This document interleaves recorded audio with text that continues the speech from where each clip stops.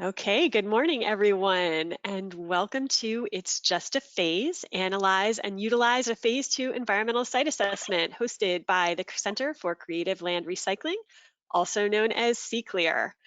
I am Jen Bildersee. I manage the Brownfield program for the City of Portland, and I'll be moderating today's session along with Ali Firmal, who will come say hello in just a minute.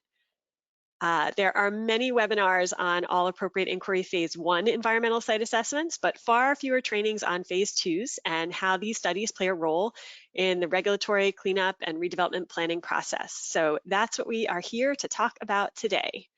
Can you get us the next slide?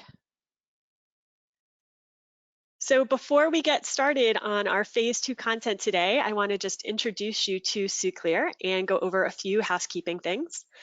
Since 1997, CCLEAR has been championing equitable and sustainable land reuse to convert abandoned or vacant commercial and industrial properties into assets that benefit the community, create jobs and tax revenue, and build resilience.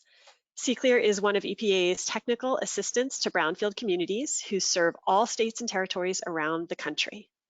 Next slide, please. CCLEAR delivers a range of educational, grant review, and technical assistance services that brings millions of dollars into communities and trains thousands of land reuse practitioners every year. I have personally worked with CCLEAR for many years, and it is where I send everyone who is looking for brownfield information. They're a great resource, whether you're kind of brand new to brownfield work, or if you're in the middle of a complicated project, they will always know the answer to your question or help find the answers to your questions and lots of resources. So check out their website if you want to learn more about their services and how they can assist you and your community. Next slide, please. Okay, we're going to do a few quick housekeeping things because this GoToWebinar has some tabs you might not be familiar with. So anytime during the webinar this morning, you can ask questions. And to do so, you can type your question into the Questions tab. The Questions tab will come just to Ali and I, and we as moderators will kind of field those and direct those to our panelists. So the whole audience will not see things you type into the Questions tab. If you want to do a general chat with everyone who is participating in the call, you can use the chat function instead. If there are any technical difficulties during your time with us, there's a help document in your dashboard. If your audio is working, but the slides are giving you trouble, you can also find in the tabs there a place to download the presentation, and so you can watch the slides on your own and just continue to listen along. Today's webinar is being recorded. You will get a link to the recording after today, and you'll also get a survey to complete about your experience with us this morning. So at this point, we're going to have a quick look at who's already on the call. And so hopefully, if all goes as planned, you will now get a poll that will ask you about who you are. So please take a minute to let us know which of these choices best represents your organization.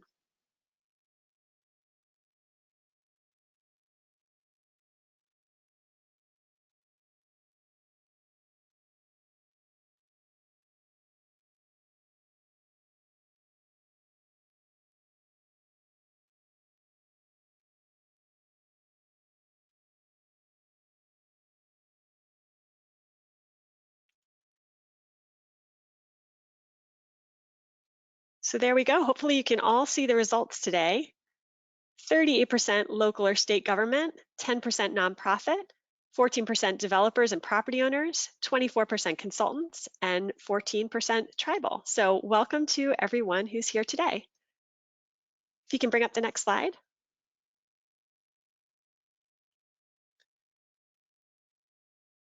So our speakers today are going to be sharing a PowerPoint as they present. We'll speak for about 40 minutes, but with lots of time for questions and answers during that time, and then we'll have a dedicated question and answer period at the end. And as we wait for a few more folks to join us, we're just going to do one more poll, which is we'd love to know how long you, our participants, have been doing this work.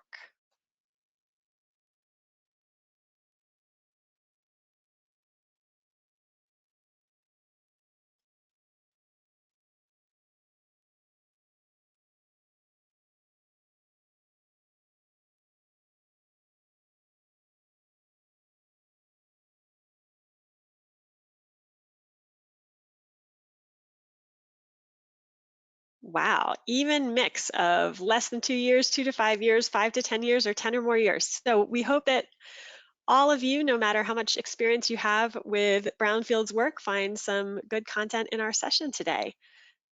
With that, I'm going to head to the next slide and I will introduce you to our panelists today. So first we're going to hear from Ali Farmal, a licensed geologist, licensed hydrogeologist, and she's the Small and Rural Community Specialist for the Brownfields program at the Washington State Department of Ecology in Spokane, Washington. Ali's working to build a program focused on promoting brownfields redevelopment to small communities throughout the state of Washington. She also provides technical oversight for projects receiving brownfields funding from Ecology. Then we'll be hearing from Liz Kimbrell. She's a senior project engineer who manages projects throughout the West Coast for Langan, including brownfield redevelopments, legacy cleanup sites, and multi-party environmental litigation cases. She's a registered professional engineer. And finally, we're going to hear from Jennifer Cutright, a senior project manager in the Langan Seattle office with 15 years of experience conducting environmental due diligence assessments and brownfield remediation. Her main focus is regulatory interpretation and developing remediation strategies for practical and cost-efficient redevelopment. So with that, I'm going to hand things over to Ali to get us started.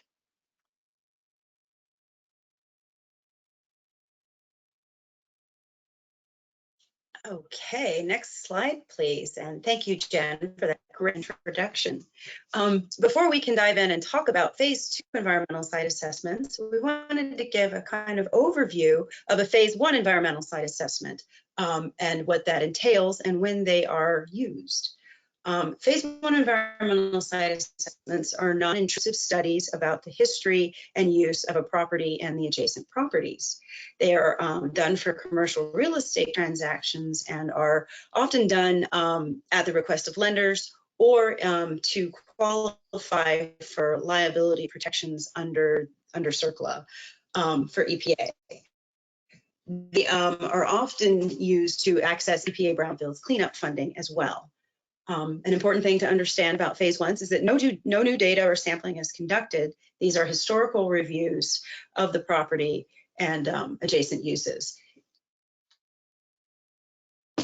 Next slide, please. So the main outcome of a Phase I environmental site assessment is to identify recognized environmental conditions, or RECs.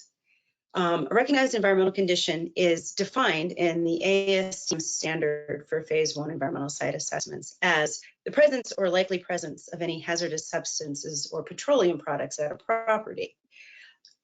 There are different types of RECs defined in the standard, including a historical REC or an HREC, which is one where the records indicate that there has been a release that has been remediated to the satisfaction of a regulator and has received no further action determination.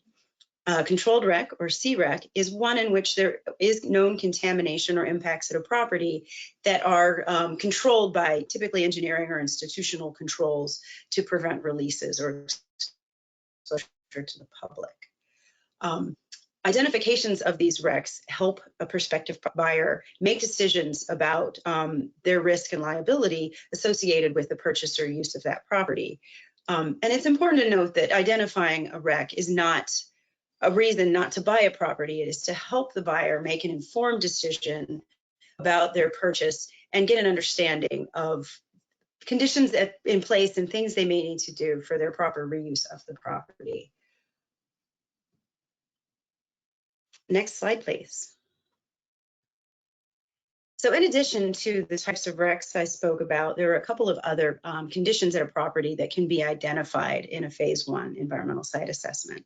A de minimis condition is one in which there is a minor impact that is not believed to be indicative of a severe release. And an example, it would be maybe a little staining in a parking lot.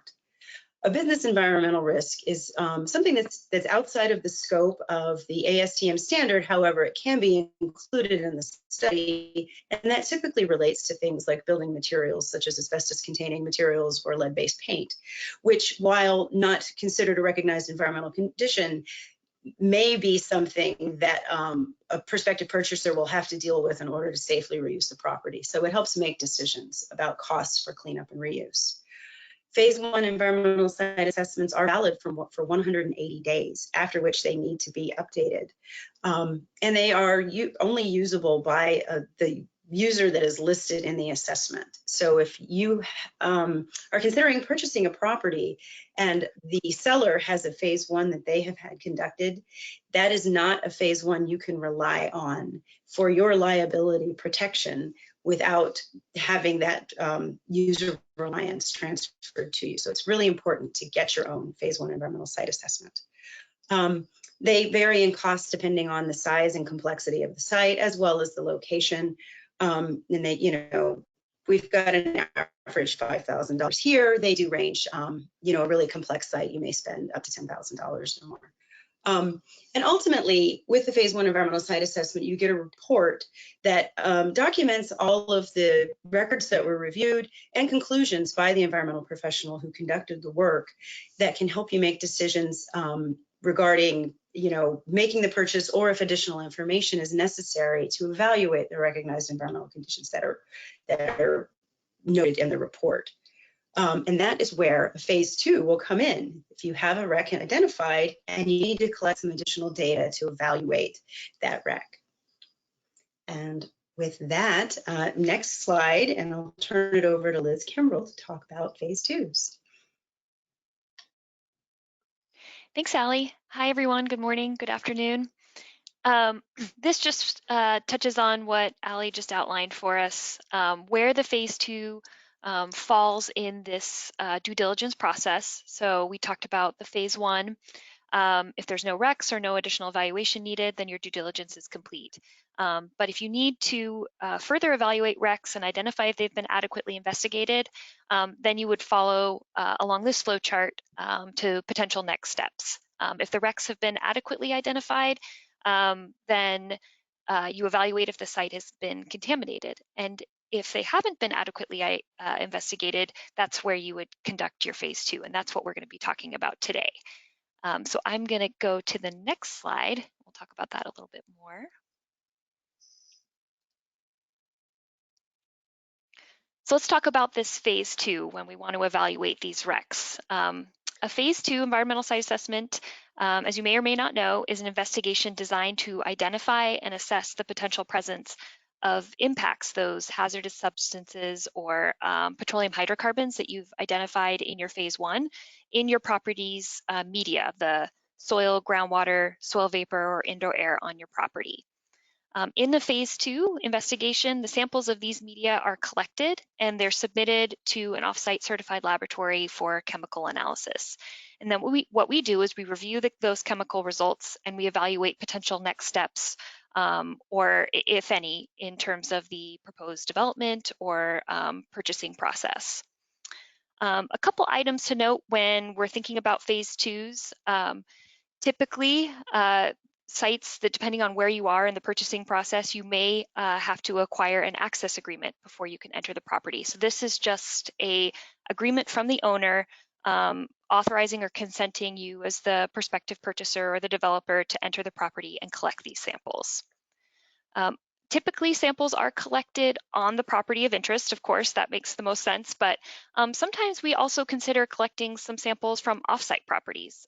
So for an example of this, if there are known impacts, if there's a wreck associated with some contaminants that have been identified in your on-property groundwater, but you haven't been able to identify a potential source associated with those impacts, what you might want to do is collect a groundwater sample from a neighboring property and analyze it for those same compounds that you have on your property to assess if maybe those chemicals that you've identified in your groundwater are migrating from an off-site or an upgradient source.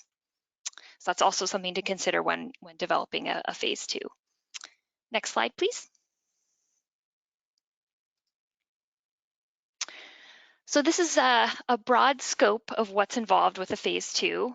There's a lot of things that we consider when developing these scopes. One is, of course, we've already touched on is, are there RECs identified in your Phase I and have they been adequately investigated? That's the main one. But we also take into account a number of other components. We review the current and proposed development plan, And we use that information to develop a conceptual site model. And we'll talk about the conceptual site model in a couple of slides, but that's also a key element of wrapping our arms around the scope of a Phase II.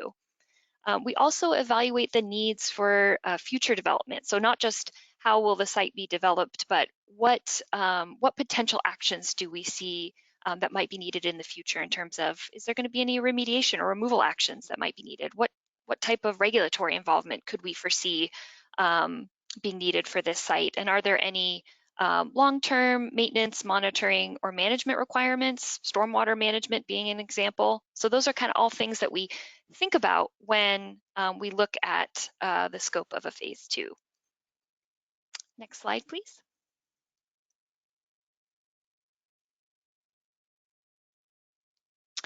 So this is a broad overview of the Phase II process. We call this our Phase II roadmap. The first step is preparing a work plan. So this kind of touches on the items that we listed in the scope on the previous slide.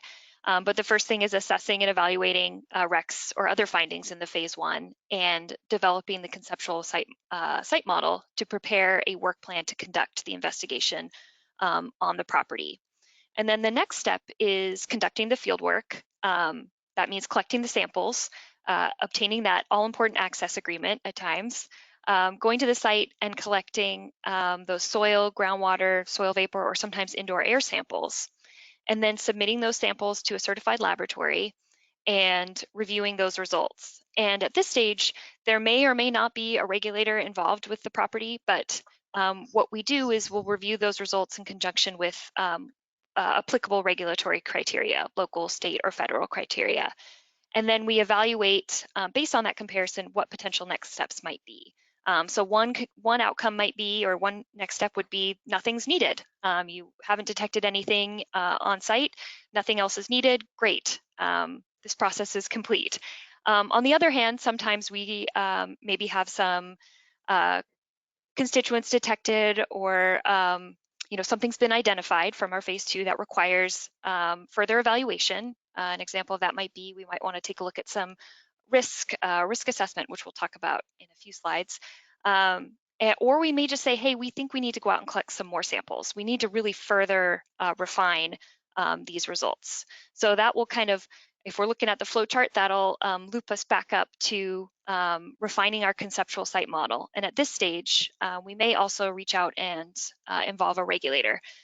So we'll contact a regulator if needed, if it's applicable, and refine our conceptual site model, propose some additional sampling, and we'll go through the process again. So it's kind of an iterative process that sometimes you may just go through once, or you may have to go through multiple times. It just depends on the site and the complexity of the site itself and the project.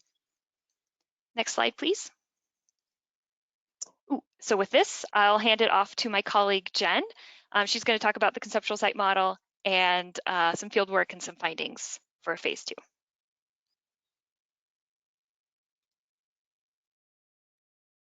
Thanks, Liz. I feel like you were on a roll. You could have just kept going with the slides. Good morning, everybody, and thanks for participating in the webinar. I'm happy to be here talking about Phase IIs.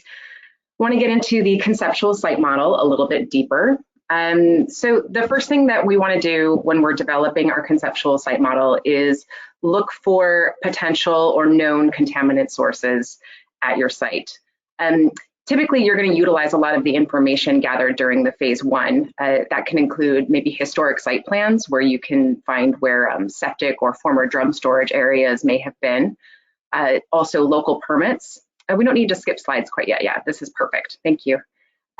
Local permits can indicate whether or not there are former or existing USTs. Historic mapping, like a Sanborn diagram, might show where former dry cleaners might have been, or filling stations around your property or at your property. And then, of course, any prior reporting that you have that talks about investigations that have already occurred at the site and can let you know where known contamination actually is. So we utilize all that to identify any potential sources. From there, we're looking at migration pathways. So if you take a look at this little diagram on the slide, you can see this subsurface release is a potentially leaking or known leaking underground storage tank. And what we're concerned about there is the contamination migrating into the unsaturated soils and then from there migrating into the groundwater. At a site like this, if this was the conceptual site model I was putting together, we might recommend doing some soil sampling to start to see if soil has been impacted. After that, the other consideration that we want to take in for the conceptual site model is the current and proposed development plans. So it's possible that there are pathways that you don't need to consider because the development plans, mitigate exposure, or it's possible that there's pathways that you might not have focused your phase 2 on, except that the development plans necessitate it. So there's a case study that I'll show you in a couple of slides, and in that example, the plan development included an infiltration basin for stormwater management. So that's an example of a development need that would also focus your conceptual site model and your sampling plan. All of this is really to get to the point where you can talk about receptors. So we're looking at our sources and our migration pathways with the intent of determining what receptors might be at risk and what receptors you should be looking at when you're developing your scope. Next slide, please.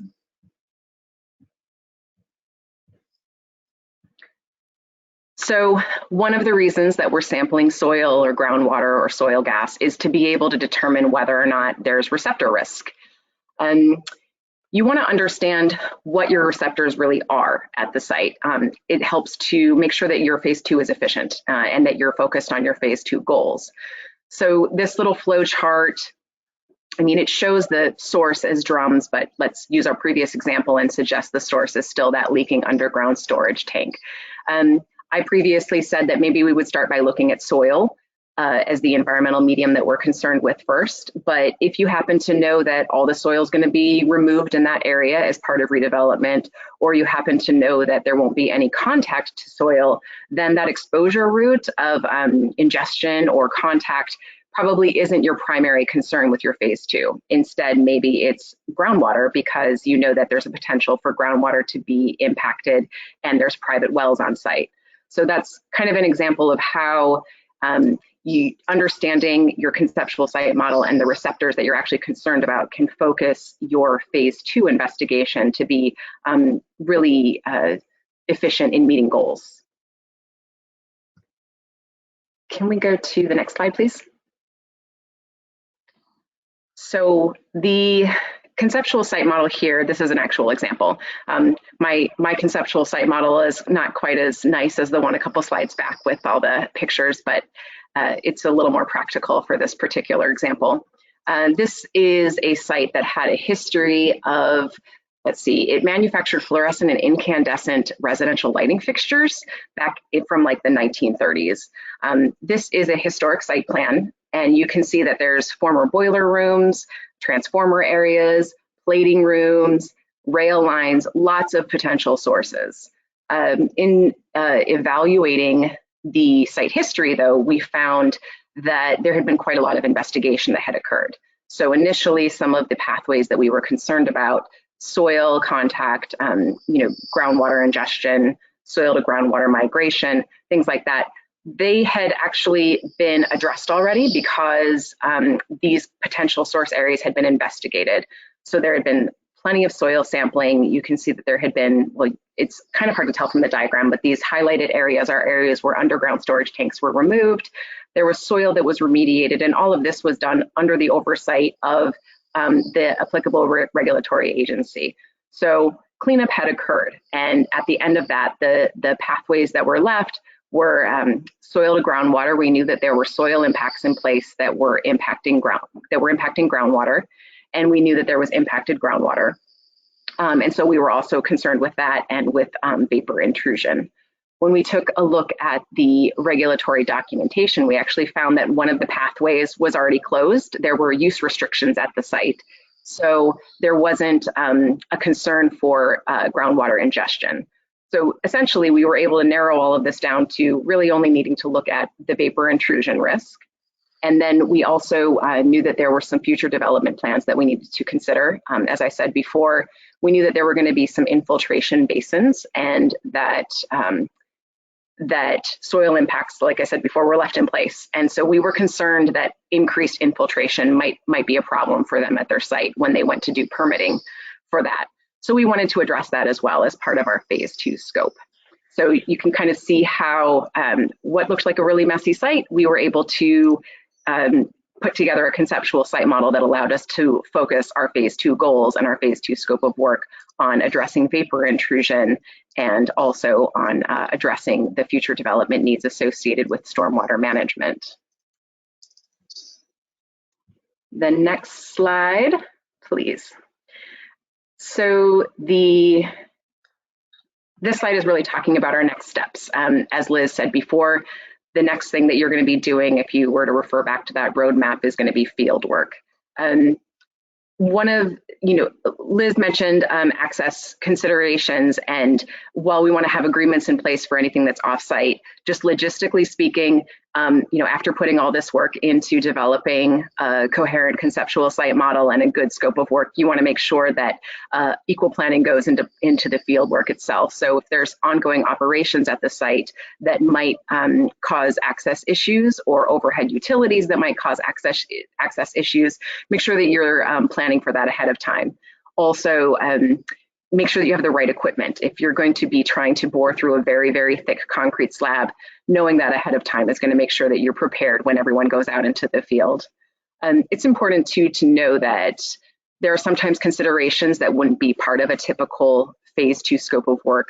An example of this would be if sampling is going to occur in wetlands. There's sometimes notifications or permitting that's required to be in place before any of that sampling occurs. So it's important that when you're planning your field work, some of these additional considerations are coming into play.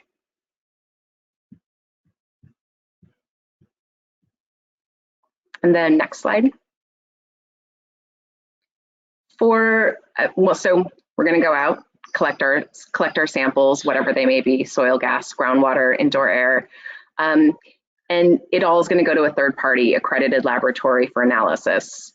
In my opinion, data is what it is. You kind of get it back, and barring any significant QA/QC issues within a lab, which is not common, your data is what it is.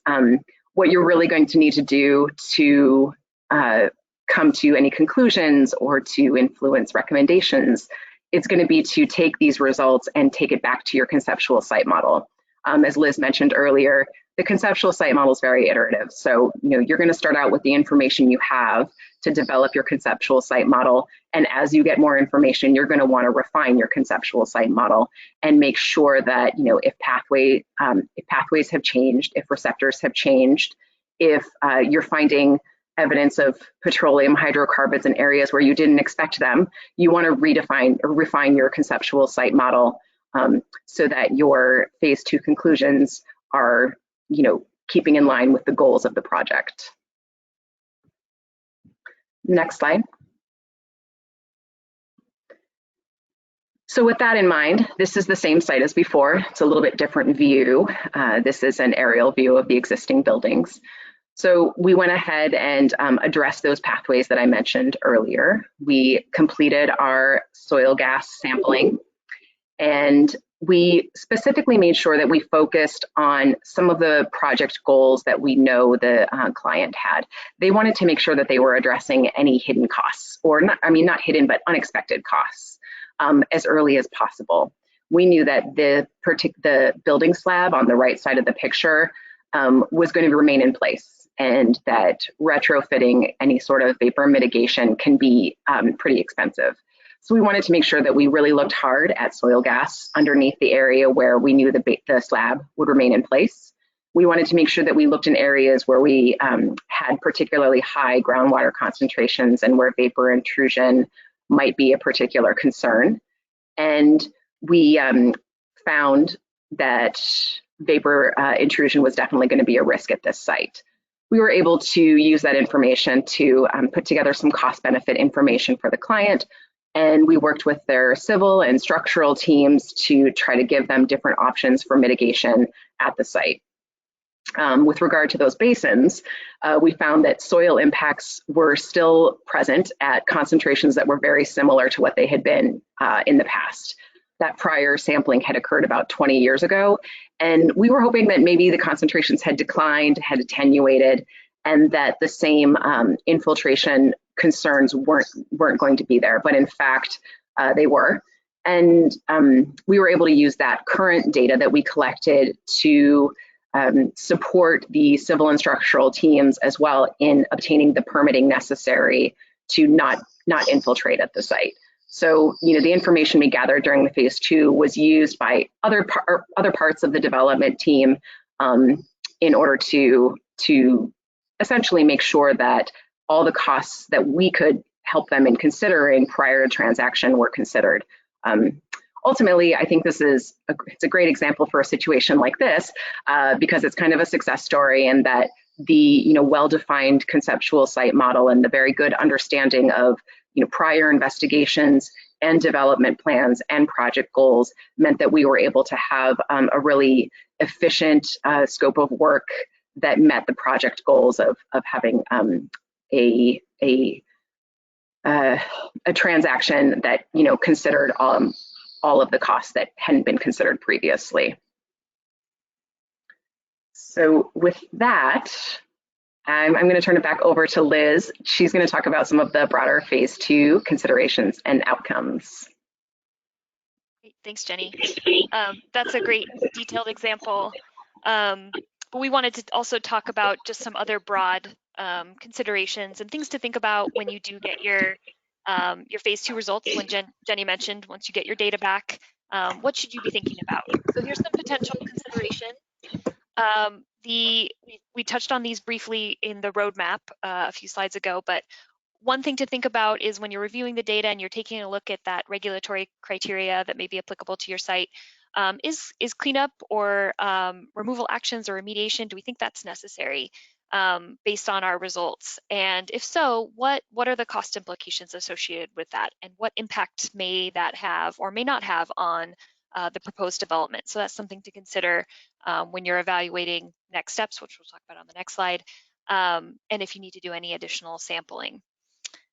Another item is regulatory involvement. Is at this point, do we need to get a regulator involved? Do we need to reach out? Are there any regulatory reporting requirements?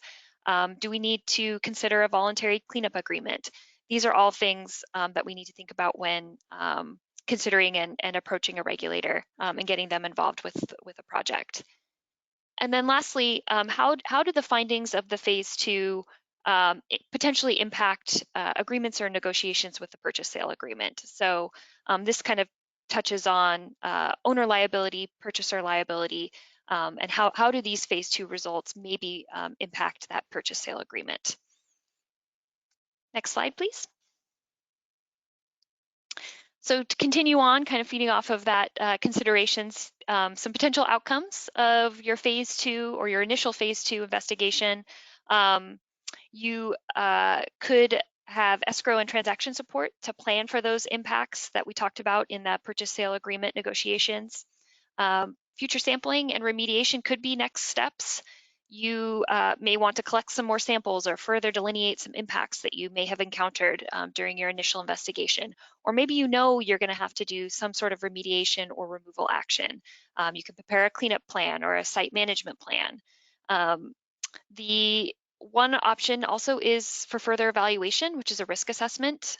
So a risk assessment asks the question, what is the risk of potential exposure to the impacts that have been identified in your Phase II to the current and future site users, and what may need to be done to potentially mitigate that risk? And that's where maybe you need to do some more sampling or maybe you need remediation. But a risk assessment might be one evaluation option that you could use to further evaluate your Phase II results. We talked about this next bullet earlier, but regulatory coordination, getting involved with a regulator, but also what, if any, grants or grant applications may be appropriate or applicable to this site. So that's something else to look into when you're moving forward with the Phase II and engaging a regulator. And then finally, this is a big one. We talk about it a lot, but future development plans. How will the site use change during development, and how might those changes be impacted by what was encountered in the Phase II, both during development from a construction standpoint and after development in terms of long-term management. Next slide, please.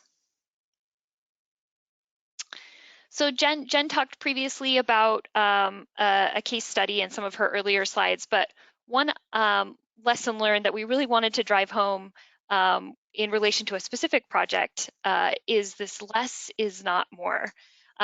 Cost is always an important aspect at every stage of development, from purchasing to construction to post-development. Cost is, of course, very important.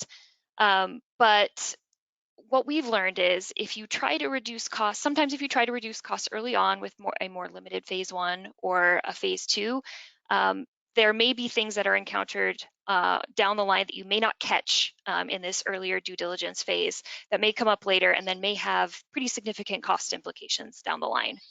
And so we'll talk about that in relation to a specific example on the next slide. So this is a former auto body shop. So this is where the lesson learned of less is not more has come into play. It's a former auto body shop that was being redeveloped for mixed use residential and commercial.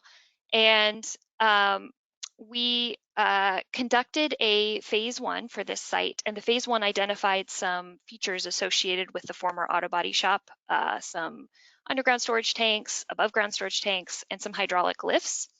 And then in an effort to be sensitive to cost, we conducted a more limited phase two, so conducted some, maybe not as much sampling in certain areas that we may have ordinarily done. And unfortunately, there was some contamination associated with one of the site features that was encountered later on down the line during the development process that we didn't identify during the phase two. So that had a significant cost impact. So obviously, as you know, unplanned costs always cost more later. So those impacts were identified later on, and to kind of provide a scale and scope of what that might look like is we've put some rough costs here on this slide. Early on during the due diligence process, we estimated that the cost to address or handle environmental impacts was around $50,000. So that was just some soil management and groundwater management, because there were some things encountered in shallow soil and groundwater at this site. But then move forward with the purchase of the property and the development, and then that's when we encountered some impacts that we didn't previously identify, and that resulted in some additional environmental management and removal of material that increased those environmental costs to about $750,000. So this is just a rough cost, just to give you an idea, but it kind of gives you the scale of how your costs might change if you don't catch things early on during that due diligence process. This case also, or this project also highlights the importance of incorporating an environmental contingency into your development and cost planning if you can. So just a good reminder. Next slide, please. And this is where I'll hand it off to Jen. So before I take that handoff, would you mind backing up the slide one? And Allie's going to talk a bit soon about the regulatory perspective on all this, but I think this is a good time to take a moment. That was a lot of information, and maybe we could take a minute just to talk about a few questions about this piece of the process. So folks on the line, if you want to drop any questions into the chat or the questions tabs, we'll take a look for those. But just to start us off, Allie and I have a few questions to get things started. So one thing I'd love for you to talk about is, how long does this all take? Because it sounds very involved, but what's the timeline look like on a project like this? Well, I can speak to this project specifically, but of course the answer is it varies, which isn't always helpful. But on this project, this was a couple years in the making. It just depends on what you may find in the phase one. If you don't find anything, you move forward with a phase two, you do sampling, and there's nothing additional needed. That's where it ends. It can be pretty quick. But it all depends on the complexity of the project, where a prospective purchaser or developer might be in the purchasing process, or in the case of this project, what you may or may not find in your phase two or during development. So this project itself was several years to complete, but There were obviously, when there's unexpected impacts at a site, that can slow things down significantly as well. So there's cost implications when you find things later on, but there's also timing and schedule. So that definitely played a huge role in the schedule for this project, and resulted in it taking a bit longer. I don't know, Jenny, if you had any other thoughts to add to that, but. Well, I would just note that oftentimes a phase two is completed as part of due diligence, and usually a due diligence period when you're talking about a potential transaction is quick. Usually you can kind of put together a phase two and execute it and come up with some conclusions in like 30 to 60 days. Those are quick, and it feels really quick when you're doing it, but that's oftentimes what the demand is, depending on what the goals are of the phase two. So I think you know, anyone who's involved in redevelopment knows that stuff, it's years in the making of, you know, thinking about a project and actually executing it. But that phase two piece, it can be a really small piece of the pie, which is a little bit funny when you consider Liz's example and, you know, what the cost implications can be of rushing through it, of not doing the thorough conceptual site model, of, you know, trying to cut corners.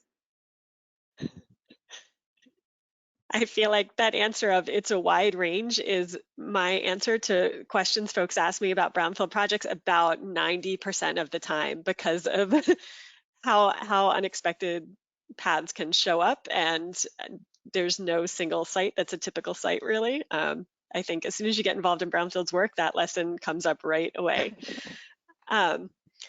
So could you talk a little bit more about that process for defining the scope of work? And in particular, I saw there were a lot of folks on the call who are property owners, developers, prospective purchasers, local and state government folks who might have properties in mind that they're trying to work with.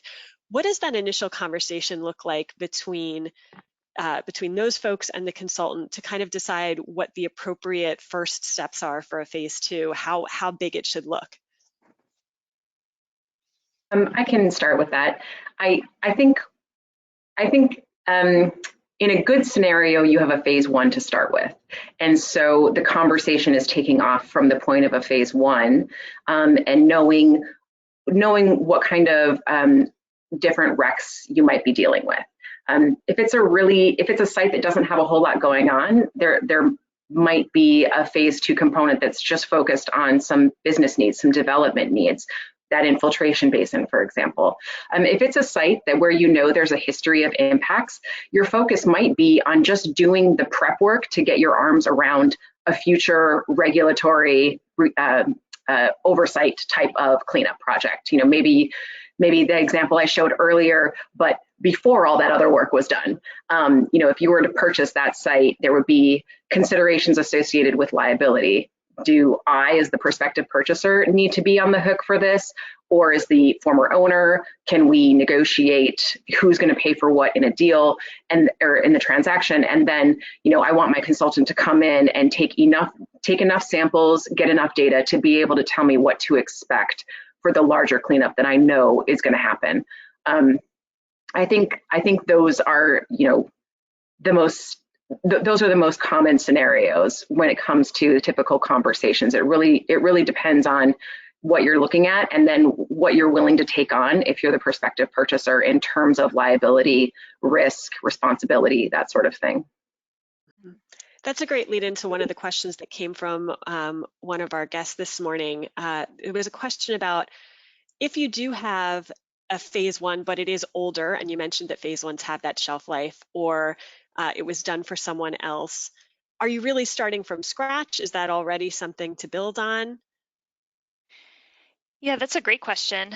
One thing, it's not necessarily, which is also kind of a vague answer, but if we have access to the phase one that was done previously, that's always helpful. So you aren't necessarily starting from scratch. If you can review that document or any other publicly available documents associated with the site or the property.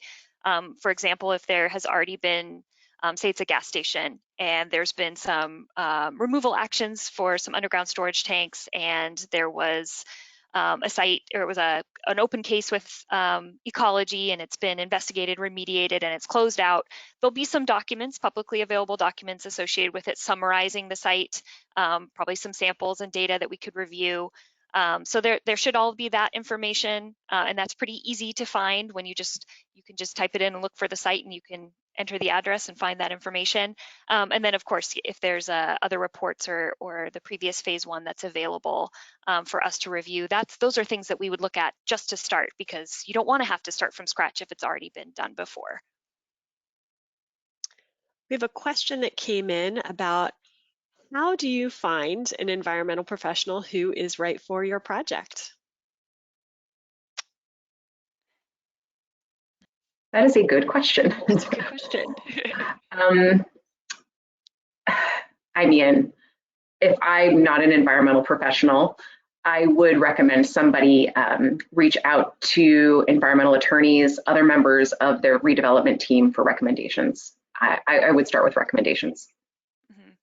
Reach out to your network, people you know, talk to local or public entities, and regulators also provide great recommendations. And of course, attending events like these and meeting folks, asking around and just talking to people, reaching out.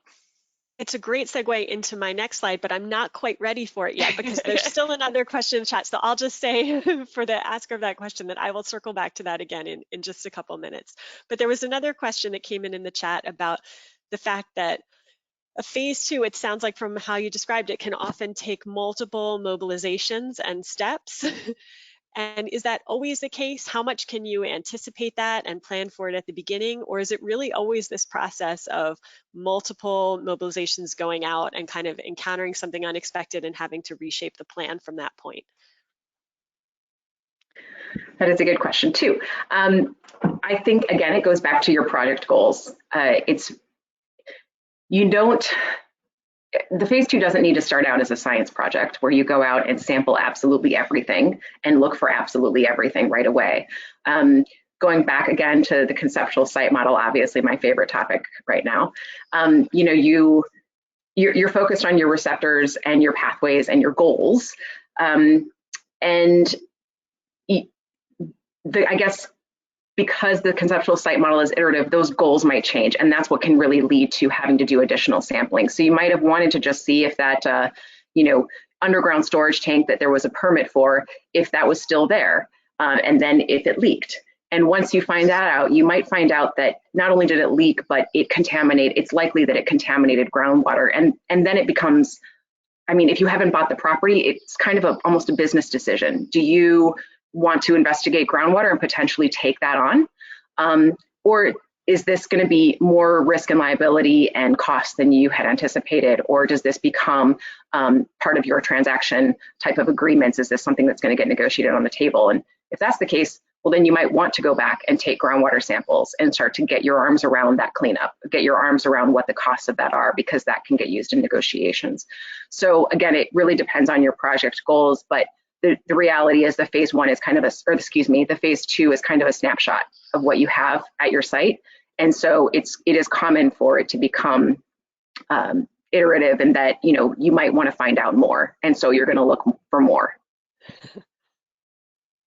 That's a great point. And I have a memory, when I started in brownfield work 15 years ago, I had this idea that you would reach out to a consultant and tell them a little bit about the project, and they would tell you kind of the one appropriate path forward, what are the steps to take. And it just isn't that simple, as much as that would be sort of a reassuring direction to go in.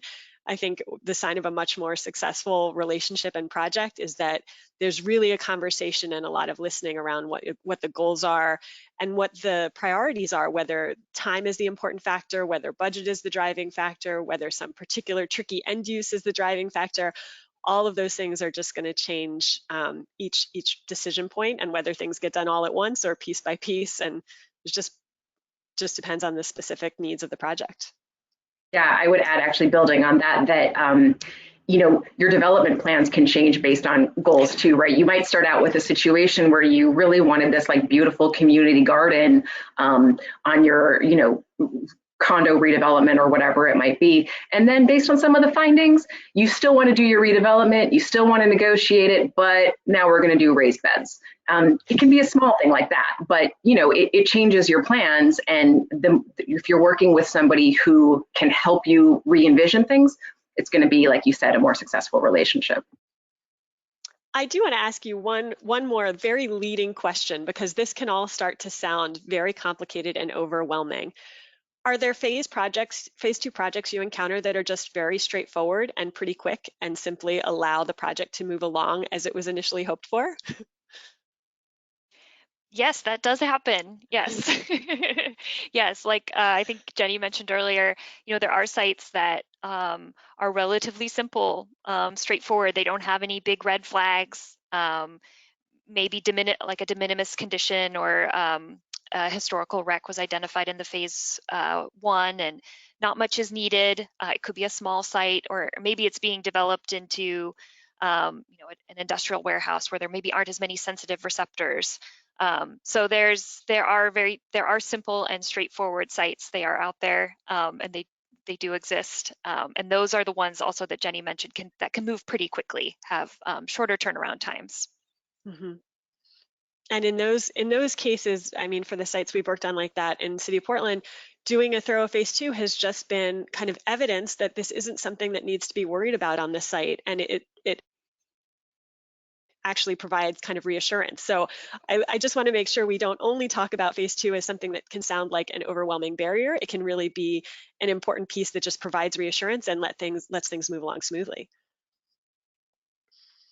Okay, I am ready for the next slide. So before I hand things off to Ali for the regulatory perspective, I just want to make a quick pitch for the fact that if you are doing brownfield work in the Pacific Northwest, you are not alone. And there are lots of folks who've been doing this work. There are lots of resources available to you. And the big plus is we are a really friendly bunch. We talk a lot, we get together a lot, we have events and forums and educational opportunities. And also we're a pretty easy crew to cold call. So if you're new to this work, there are just a million places you can go to reach out to say, where's the best place to start for the kind of work I'm doing, for the kind of projects I'm doing. CClear is certainly a main place I will point everyone. And then my slide is Oregon focused because I'm in the city of Portland, but I'll say Business Oregon is a wonderful resource. The Department of Environmental Quality, our state regulatory agency, has a great brownfields team that's really happy and helpful to talk about your projects.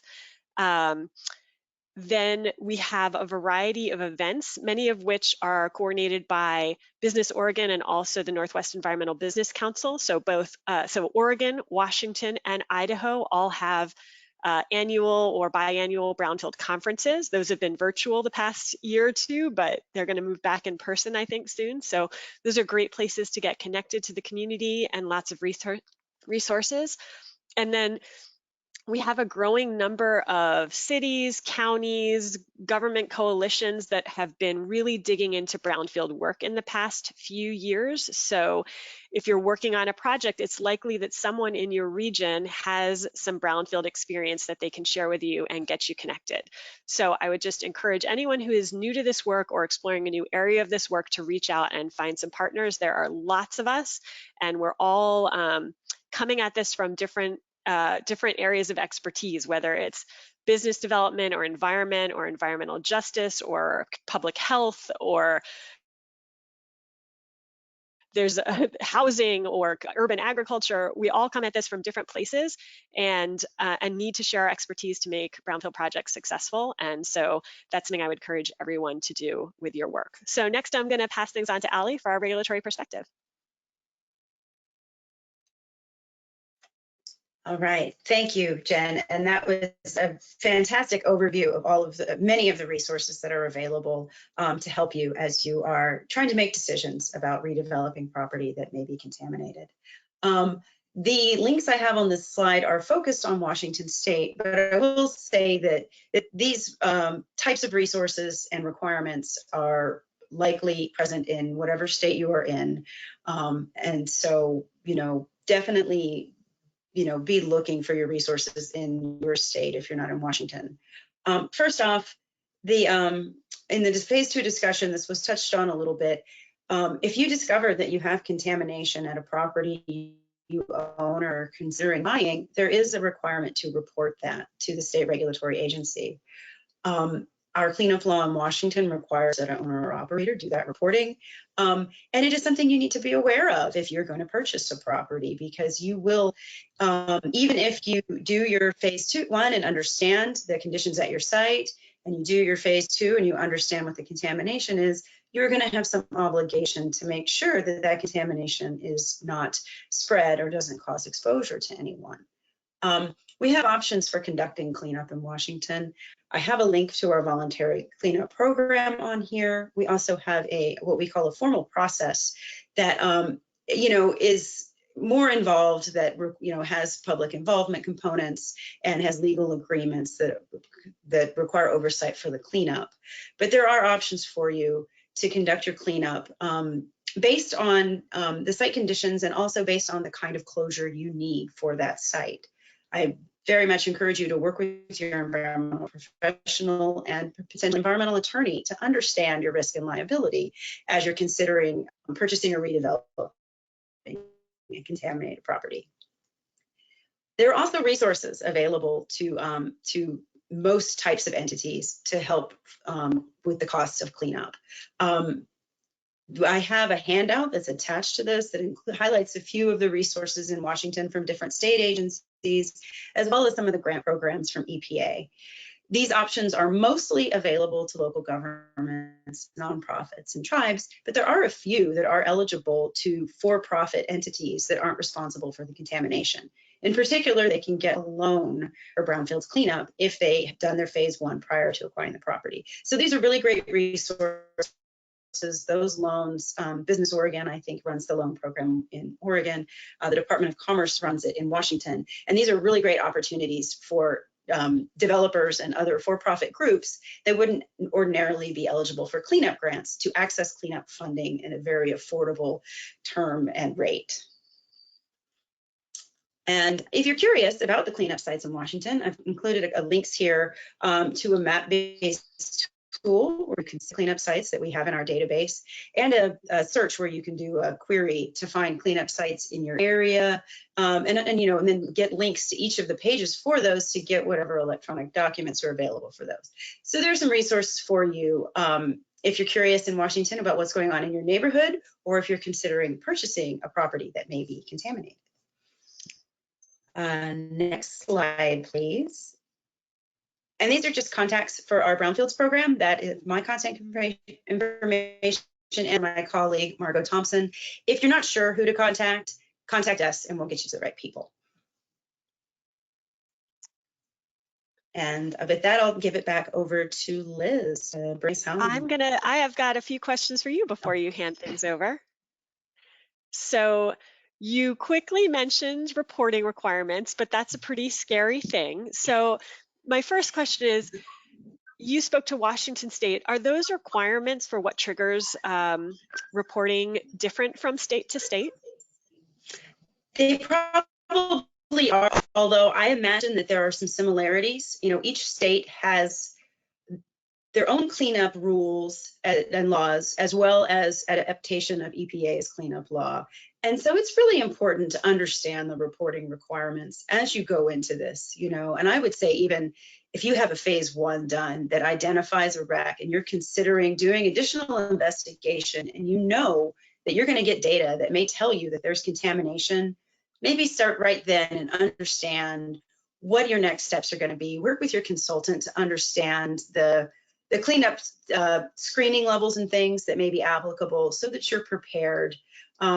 Because you do want to make sure that you're in compliance. In addition to making good decisions for your own risk level, you want to understand that once those records are created, they are things that are required to be disclosed in a property transaction. And so understanding those requirements as well are really important for decision making. And this is a question for Allie, but also for Jenny or Liz. Whose responsibility is it to understand and follow through on those reporting requirements. If someone is an owner or a prospective purchaser who's working with a consultant, can they rely on the consultant to really help them through that process to understand what's going to be required of them? I'll start, I guess. In Washington, the requirement for reporting is, I believe, on the owner or operator of the property. And I would say that, their environmental consultant, that might be one of the questions you ask in evaluating a selection of a consultant is their understanding of the regulations in that area and their relationship, with the regulatory agency. Because, in general, they've worked with the regulatory agency on other projects and will have some relationship and understanding of the reporting and things that have happened. And it is good to get an understanding if they can answer that question for you. What happens if I have contamination? Yeah, just to add on to that, I think that's a great summary, Allie. In some states, depending on where you are, it's the owner or operator's responsibility to report to the regulator, but your environmental consultant or environmental professional should help you navigate that process. They if they're familiar with the local regulations or specific caseworkers, they can provide that connection to help you through that process. And familiarize you as the purchaser with what those requirements are and what's needed.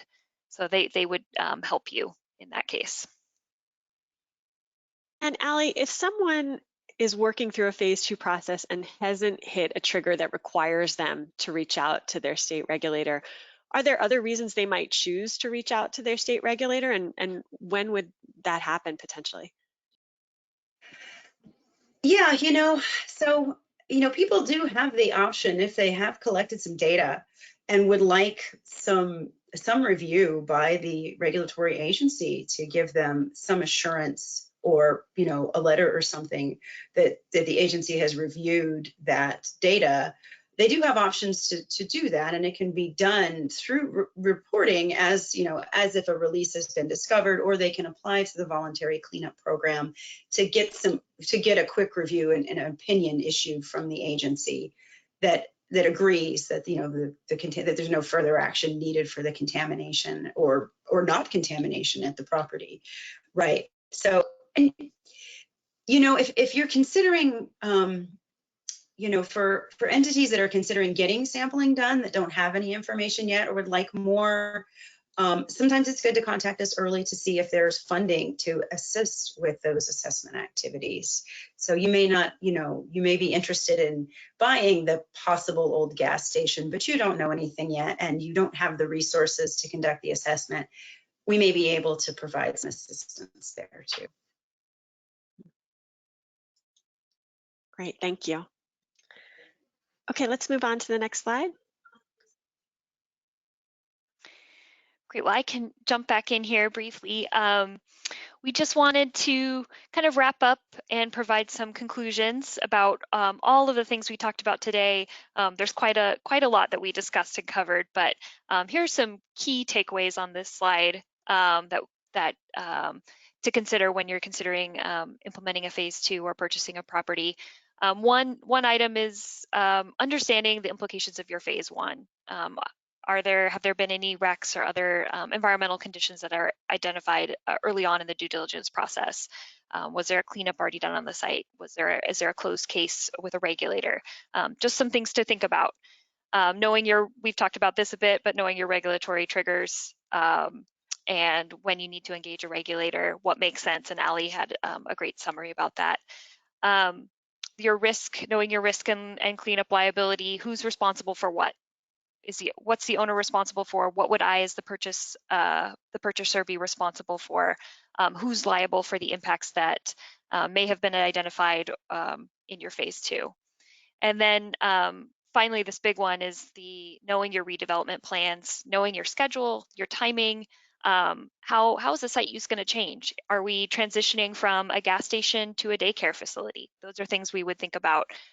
Going from maybe something that's less sensitive receptors to more sensitive receptors. So we'd want to keep that in mind, and how all of this might play into the cost implications of purchasing the property, redeveloping the property. Those are all things we think about. So it's a lot to consider, but kind of this is where your consultant or your environmental professional will come in. You know, we comprehensively look at these projects. I like to think about it in terms of, we look at it in terms of past, current, and future. So past, what's your phase one say? What was there on the site? What's been documented? Current, that's your phase two.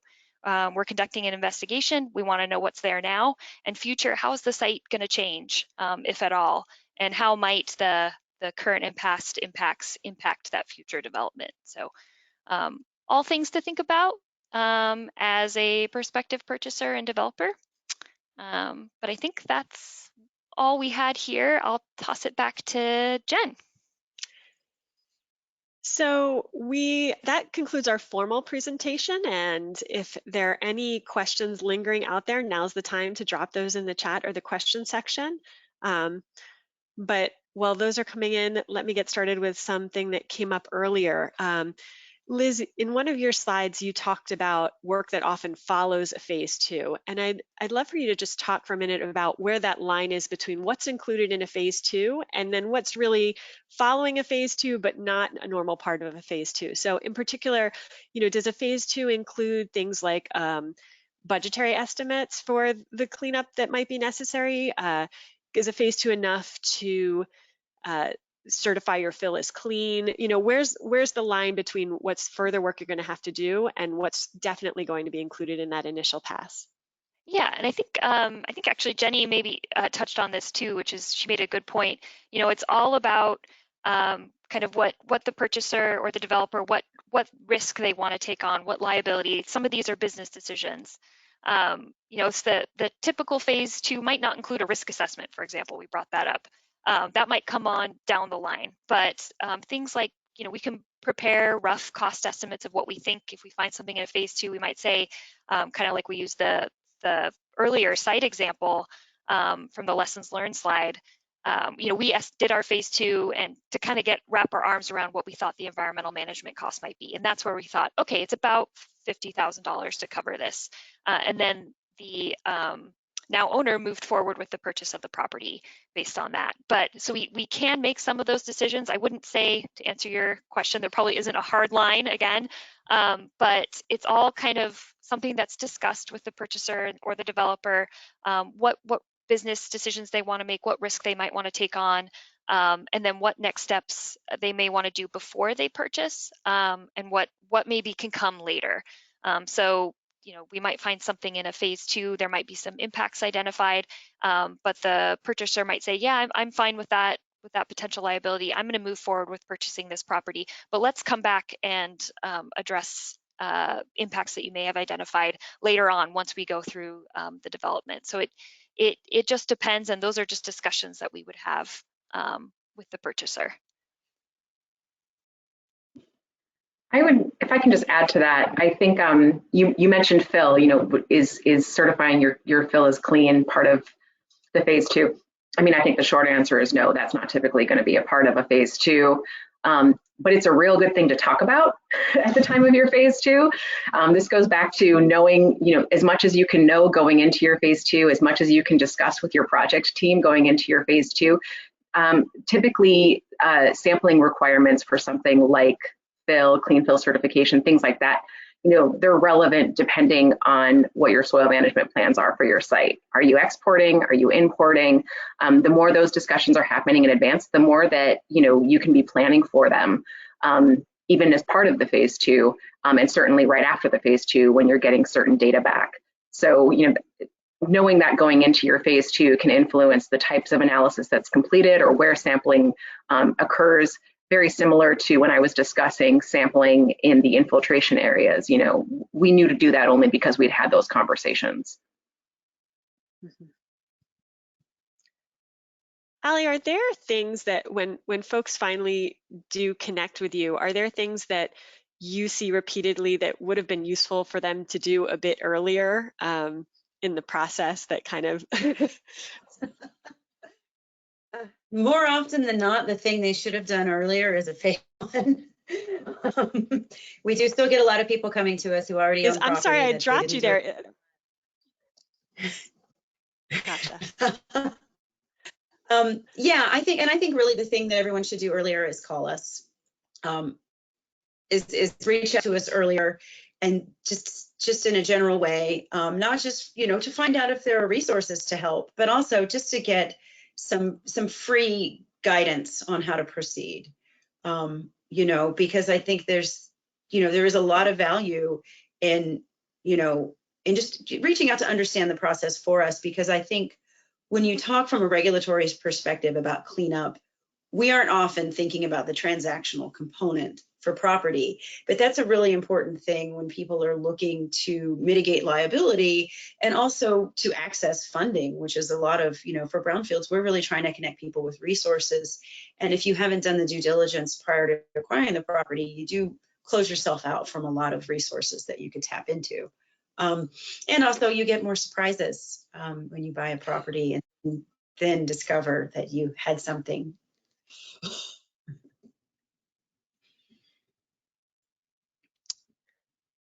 Does anyone else have any final thoughts they want to share, things they want to ask, or things we didn't get around to in our regular questions that you want to hit before we sign off for today? I would just like to let everybody know that in our handout, it does include Liz's contact information and my contact information. So if questions pop up that you didn't think of here, please don't hesitate to reach out. We do have one more question in the question box if we have time. We do. Yeah, which says, are we seeing any contaminants of emerging concern in phase twos?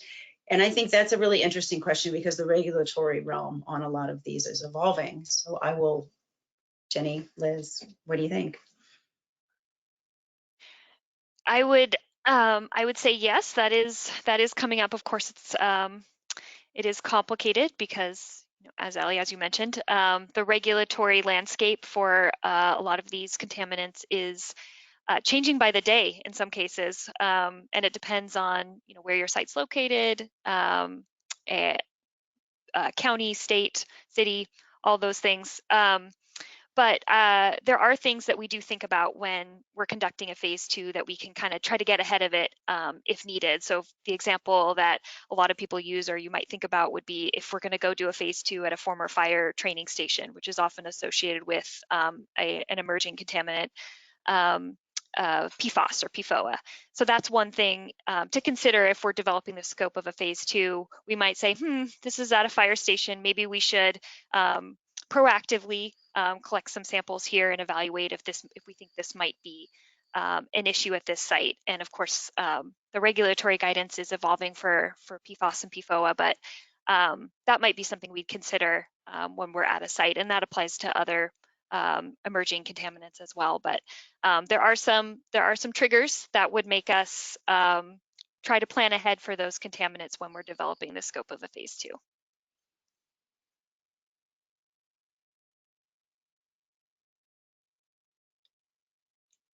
Allie, did you have any further thoughts on contaminants of emerging concern? I'm trying to get my language right. I think because of the evolving regulatory landscape, I think it's really important to, to check to see where states are on certain things, like with PFAS. The state of Washington has not yet established cleanup levels, but it's something that is rapidly moving down the pipeline. And so you need to make a decision about, are you going to sample for these things proactively to understand the conditions? Or is it something that a year from now, your client may discover that now they need to sample for them, because the regulatory realm has changed. And so it's a hard thing to make decisions on, but it is good to be aware of what's happening from that regulatory perspective in the state, and just be aware of where things are, because they do come in and out of focus, and you want to be surprised later. A recurring theme of our time together today.